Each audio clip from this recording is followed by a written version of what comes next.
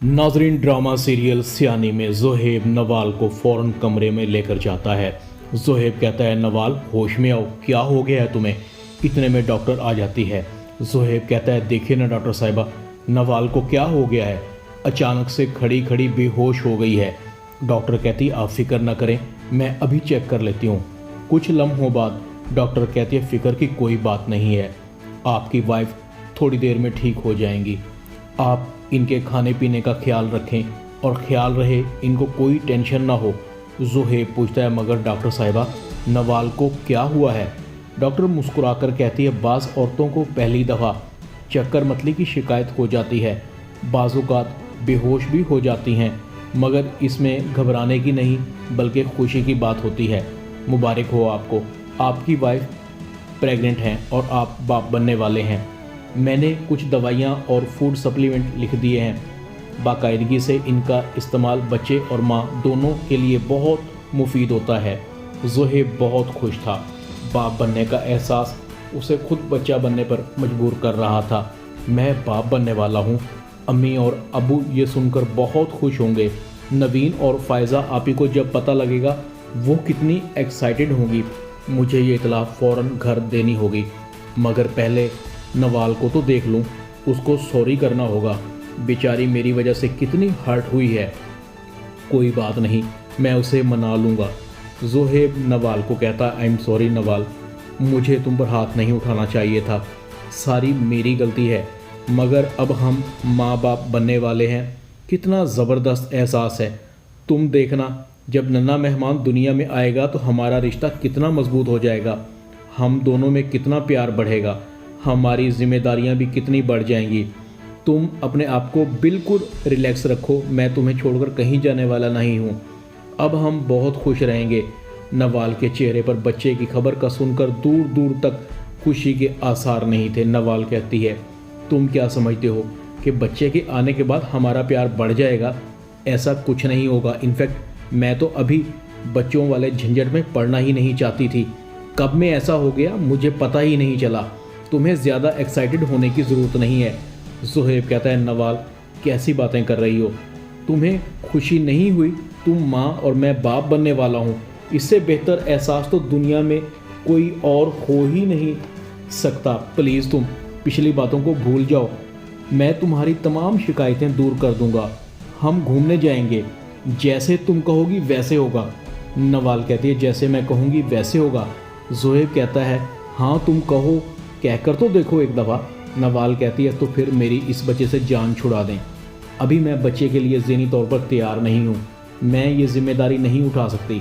ज़ोहेब कहता है, तुम फिक्र क्यों करती हो, मैं हूँ ना तुम्हारे साथ, हम मिलकर अपने बच्चे को ग्रो करेंगे। नवाल कहती है, तुम्हें मेरी बात समझ नहीं आ रही, तुमसे बात करना ही फजूल है।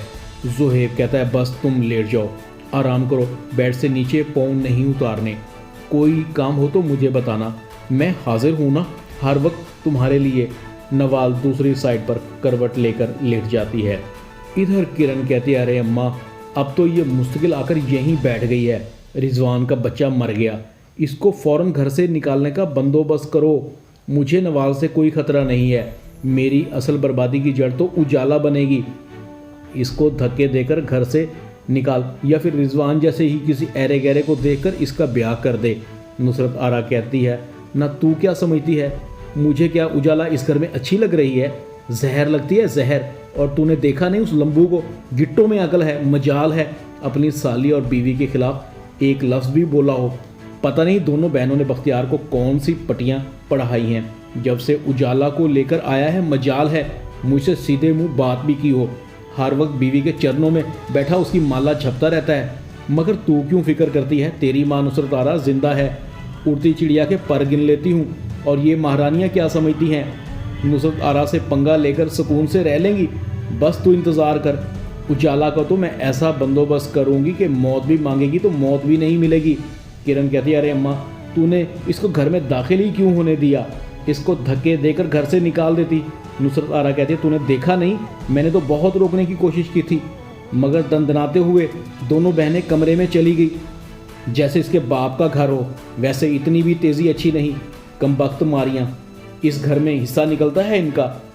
खुदा ना खास्ता अगर दोनों बहनों ने बंटवारे की बात कर दी तो खामखाई उजाला इस घर का बड़ा हिस्सा ले जाएगी और इस घर की मालकिन बन जाएगी। इधर नवाल अपनी माँ को फ़ोन करती है, अम्मी मैं एक नए अजाब में फंस गई हूँ, मैं प्रेग्नेंट हो चुकी हूँ।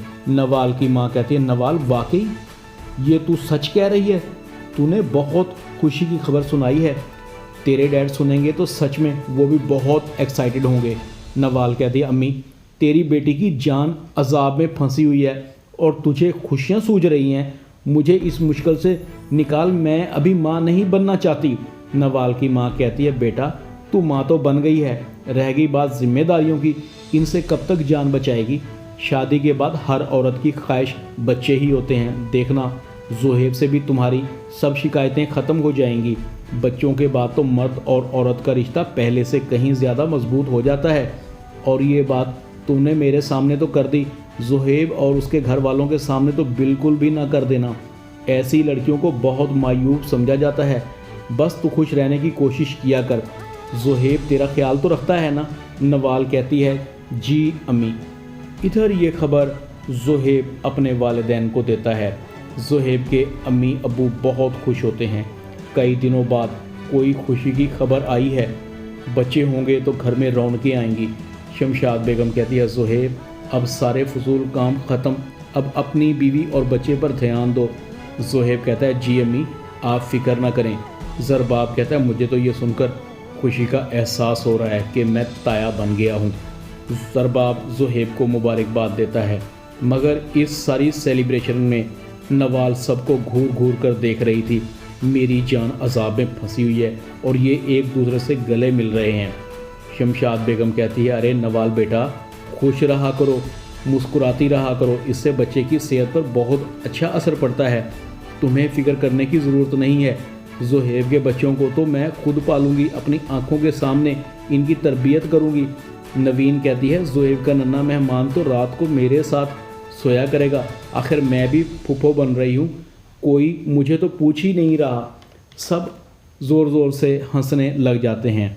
इधर नुसरत आरा कहती है, हलीमा तुमने उजाला के बारे में कुछ सोचा है कि नहीं, या ये इसी घर में पड़ी रहेगी?